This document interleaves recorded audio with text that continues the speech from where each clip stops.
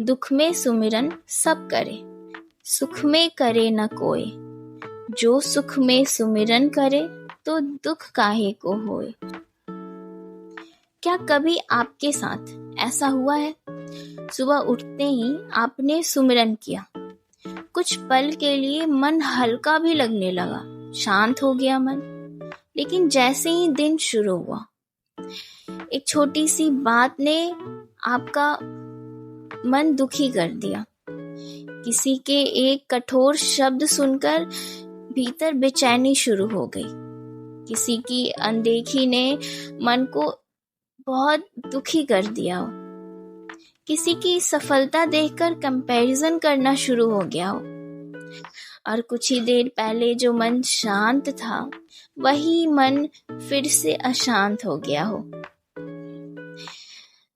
विचार करने की बात ये है कि अगर मैं सुमिरन करता हूँ, तो फिर मेरा मन इतनी जल्दी क्यों बिखर जाता है?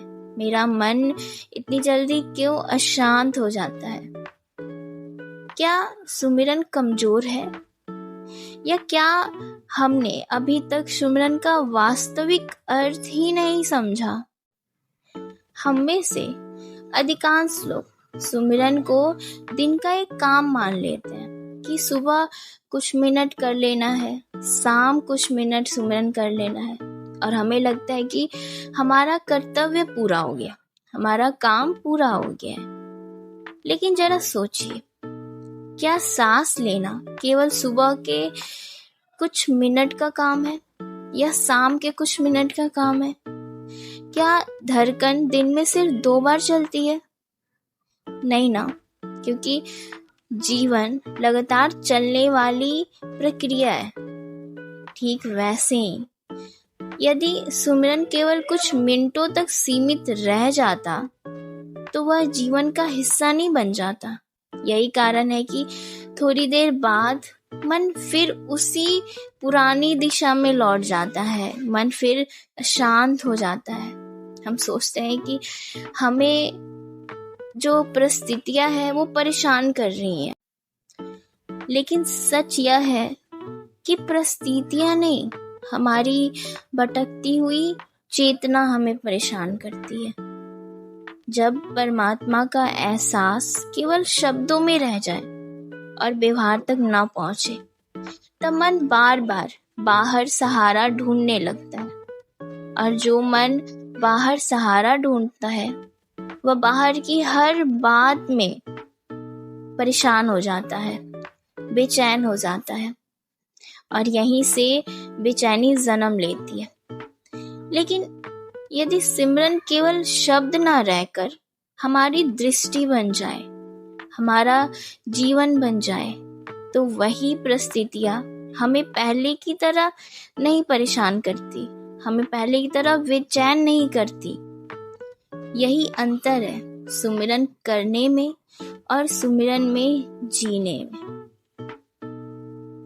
लेकिन शायद अभी भी एक सवाल रह जाता है, अगर सुमिरन इतना गहरा ही है, तो फिर इतने लोग जो सालों सालों से सुमिरन करते हुए आ रहे हैं, आज भी अंदर से बदल क्यों नहीं पाए? इसका उत्तर हम एक कहानी के माध्यम से समझते हैं, और शायद हो सकता है कि उस कहानी में हम सब कहीं ना कहीं मौजूद हैं। एक व्यक्ति था, वह रोज सुबह जल्दी उठता था, स्नान करता, कुछ समय निकालकर सुमिरन करता, सत्संग भी जाता, और लोग उसे देखकर कहते थे कि बहुत आध्यात्मिक इंसान है, बहुत ज्ञानवान इंसान है। लेकिन उसके घर का माहौल तो कुछ और ही कहानी कहता था। छोटी सी बात पर वह नाराज हो जाता, ट्रैफिक में कोई आगे निकल जाए तो मन अशांत हो जाता था, ऑफिस में किसी और की प्रशंसा हो जाए, तारीफ हो जाए, तो उसके भीतर कंपैरिजन शुरू हो जाता था। घर लौटते लौटते वो इतना थक जाता था कि उसे लगता था कि इतना सुमिरन करने के बाद भी मैं बदल क्यों नहीं रहा हूँ।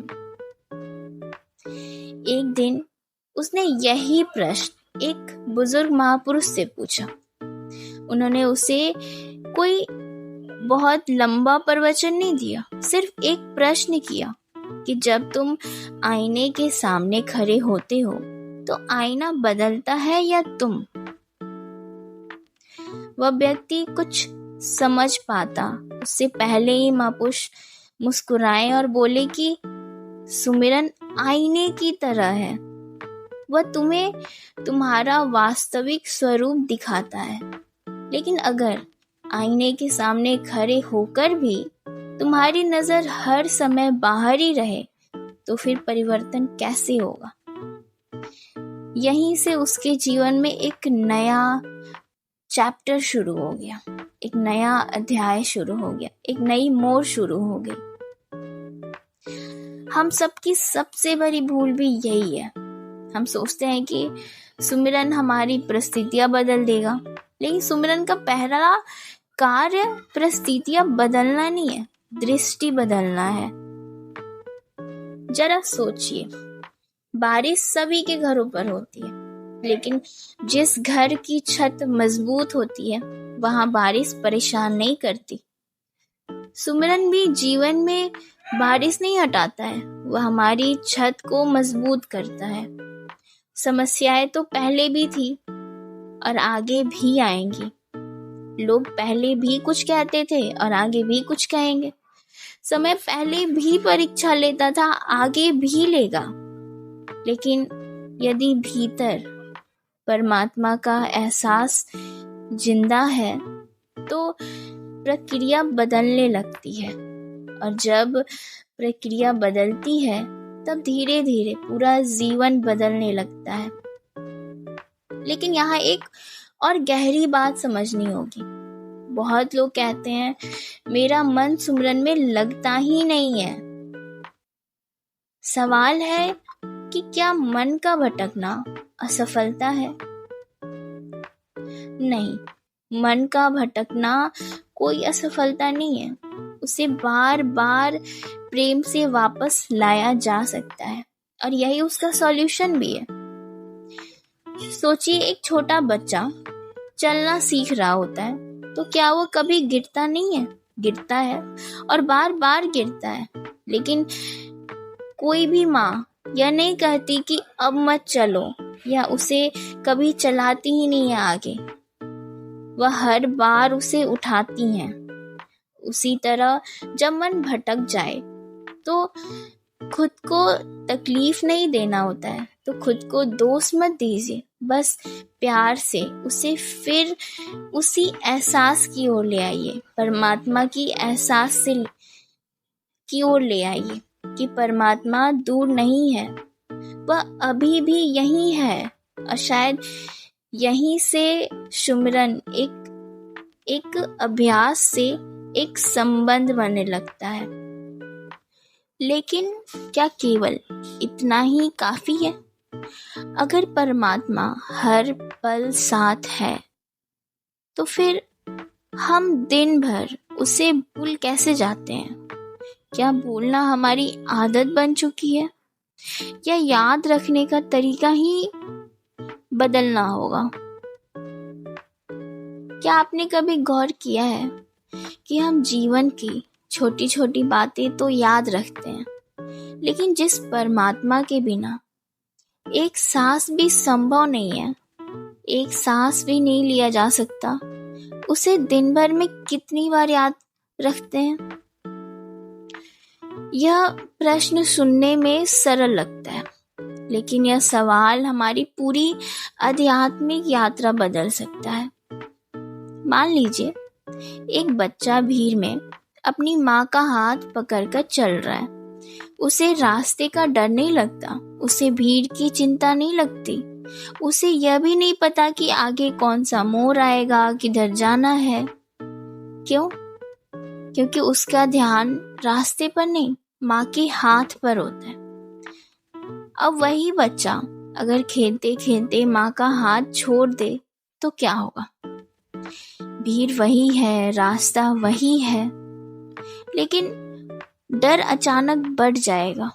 क्या भीड़ बदल गई थी? नहीं, भीड़ तो वही थी, सिर्फ हाथ छूट गया और हाथ छूटने से डर बढ़ गया, डर लगने लगा। वैसे ही हमारे जीवन में भी यही होता है। जब तक मन परमात्मा के एहसास में जुड़ा रहता है, तब तक कोई भी परिस्थितियां हमें डराती नहीं है, हिला नहीं सकती है। लेकिन जैसे ही मन उस एहसास से दूर होता है, वही परिस्थितियां पहाड़ जैसी लगने लगती है, चिंता का विषय बन जाता है। और यहीं पे सुमिरन का सबसे गहरा अर्थ छुपा है। सुमिरन परमात्मा को याद दिलाने की कोशिश नहीं है। सुमिरन यह याद रखने की अवस्था है कि परमात्मा कभी दूर था ही नहीं। एक और गलतफहमी जन्म लेती है।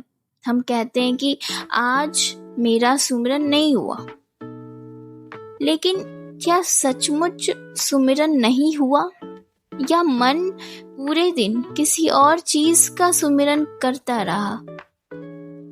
जरा सोचिए, जिस इंसान ने आपका दिल दुखाया, क्या उसका विचार बार बार नहीं आता? जिस बात की चिंता है, क्या वही बार बार मन में नहीं घूमती? जिस सफलता की इच्छा है, क्या वही सफलता बार बार याद नहीं आती? अगर कोई विचार बार बार मन में लौटता है, बार बार मन में घूमता है, तो क्या वह भी एक प्रकार का सुमिरन नहीं हुआ? फर्क सिर्फ इतना है कि एक सुमिरन मन को हल्का करता है और दूसरा मन को बोझित करता है। यही कारण है कि प्रश्न ये नहीं होता कि मैं सुमिरन कितनी देर करता हूँ, बल्कि दिन भर मेरा मन किसका सुमिरन करता रहता है।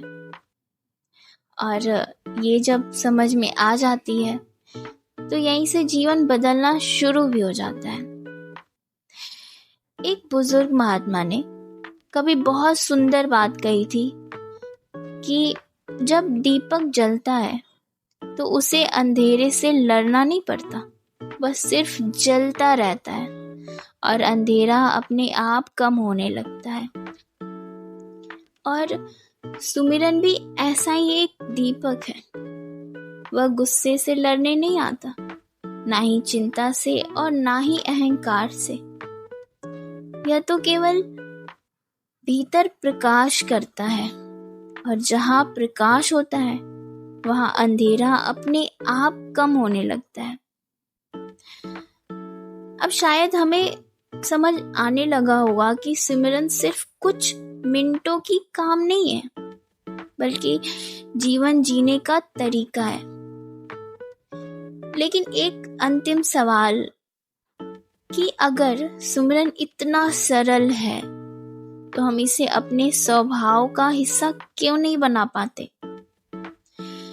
क्या ऐसा संभव है कि बिना प्रयास के परमात्मा का एहसास हर पल बना रहे? जरा एक माँ को देखिए, उसका बच्चा स्कूल चला जाता है तो घर का सारा काम भी कर लेती है, रसोई भी संभाल लेती है, अपने कुछ निजी काम होते हैं वो भी कर लेती है, और अगर मेहमान आ गए उस बीच में तो मेहमानों से भी बात कर लेती है। तो क्या वह अपने बच्चे को भूल जाती है? नहीं, क्योंकि याद रखने का प्रयास नहीं करना पड़ता, प्रेम स्वयं याद दिलाता है। और यही सुमिरन का भी रहस्य है। जहाँ प्रयास समाप्त होता है वहाँ प्रेम शुरू होता है, और जहाँ प्रेम शुरू होता है वहाँ सुमिरन स्वभाव बन जाता है। हम अक्सर कहते हैं कि मुझे टाइम नहीं है सुमिरन के लिए, लेकिन सच तो यह है कि समय की तो कभी कमी ही नहीं होती। अगर किसी से प्रेम हो तो उसके लिए समय निकल ही जाता है, और उसके लिए याद अपने आप बना रहता है। इसलिए सवाल यह नहीं है कि मैंने आज कितनी देर सिमरन किया, सवाल यह है कि क्या आज मैंने परमात्मा के एहसास के साथ जीवन जिया? क्या मैंने आज परमात्मा का सुमिरन किया? सोचिए, एक दीपक जल रहा है, उसका काम अंधेरे से लड़ना नहीं है, वह बस जलता रहता है। और जिस कमरे में वह होता है वहां अंधेरा टिक नहीं पाता। उसी प्रकार जब जीवन में सुमिरन का दीपक जलता है तो स्वभाव रूप गुस्सा भी आएगा, लेकिन टिकेगा नहीं। दुख भी आएगा, लेकिन हमें तोड़ेगा नहीं, हमें चिंता नहीं होगा। सफलताएं आएंगी, लेकिन अहंकार नहीं जन्म लेगा। असफलताएं भी आएंगी, लेकिन मन निराश नहीं होगा, क्योंकि हमारे अंदर भीतर कहीं ना कहीं वो एहसास की एक ऐसी रोशनी जल रही होगी जो हर परिस्थितियों से बहुत बड़ी होगी। और आज से पहले हम शायद ये समझते थे कि सुमिरन करना एक काम है, लेकिन आज हमने समझा कि सुमिरन का अर्थ सिर्फ परमात्मा को बुलाना नहीं है, बल्कि सिमरन का वास्तविक अर्थ तो है कि हर पल इस परमात्मा का एहसास बने रहे। हर पल ये याद रहे कि हमारे साथ परमात्मा है। सुमिरन जीवन की समस्याओं को समाप्त नहीं करता है, लेकिन यह हमें ऐसा बना देता है कि समस्याएं चाहे जैसी भी हो, लेकिन हमारी शांति को समाप्त नहीं होने देता। हमारी शांति हमेशा बनी रहती है। और शायद यही सुमिरन का सबसे सुंदर चमत्कार है, सबसे सुंदर एहसास है, जिसको हम खोज रहे हैं बाहर, जिस परमात्मा को हम ढूंढने की कोशिश कर रहे हैं, जिस परमात्मा से हम मिलने की कोशिश कर रहे हैं।